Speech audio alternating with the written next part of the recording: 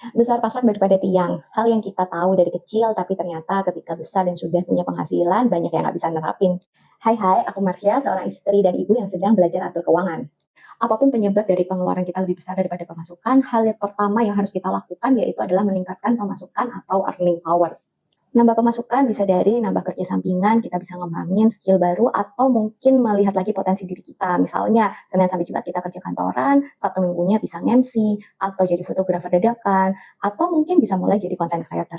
Atau mungkin bisa mempertimbangkan nambah jumlah individu yang bekerja di rumah tangga tersebut. Misalnya, istri yang biasanya cuma ibu rumah tangga, bisalah nyambi-nyambi pekerjaan seperti jualan online, atau jadi content creator, atau bahkan sekarang bisa jadi afiliator seperti di TikTok atau Reels. Intinya sih membuka semua peluang yang ada untuk nambah pemasukan. Next, kita juga harus evaluasi lagi faktor-faktor penyebab pengeluaran kita boncos banget. Misalnya, kita punya tanggungan yang banyak atau kita sandwich generation. Kalau tanggungannya seperti orang tua, menurut aku yang paling penting adalah keterbukaan dengan orang tua sendiri. Kita akuin seperti apa sih kondisi keuangan kita dan budget berapa yang kita bisa kasih untuk orang tua setiap bulannya. Lalu juga bisa kita diskusikan dengan saudara atau anggota keluarga yang lain supaya mungkin tanggungannya ini bisa dibagi. Selanjutnya kita juga bisa menekan pengeluaran kita. Seperti step selanjutnya kita kan sudah melakukan pendataan pengeluaran kita tuh sebenarnya seberapa besar. Dari hal itu kita bisa mulai review ulang mana yang kira-kira pengeluaran yang bisa dikecilkan atau bahkan dihilangkan. Penyebab lain yang mungkin sering terjadi juga adalah FOMO ngikutin standar hidup orang lain. Apalagi dengan sekarang banyak influencer yang memamerkan atau flexing kehidupan mereka. Kadang orang-orang yang di bawah itu akhirnya berusaha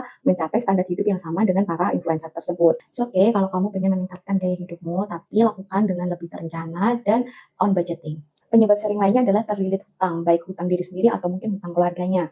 Nah, ya prinsip sebelum kita memulai untuk mikir nabung, investasi, yang pertama kalau kita punya utang adalah lunasi utangmu dulu.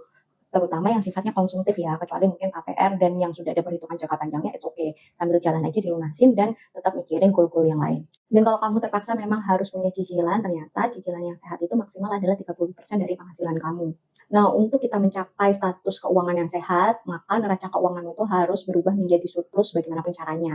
Karena kalau belum mencapai titik itu, maka masih banyak hal yang harus diusahakan, terutama menambah pemasukan. Kalau kamu punya tips, saran, serta pengalaman pribadi dalam mengatur keuangan, yuk share di bawah supaya kita bisa belajar bareng.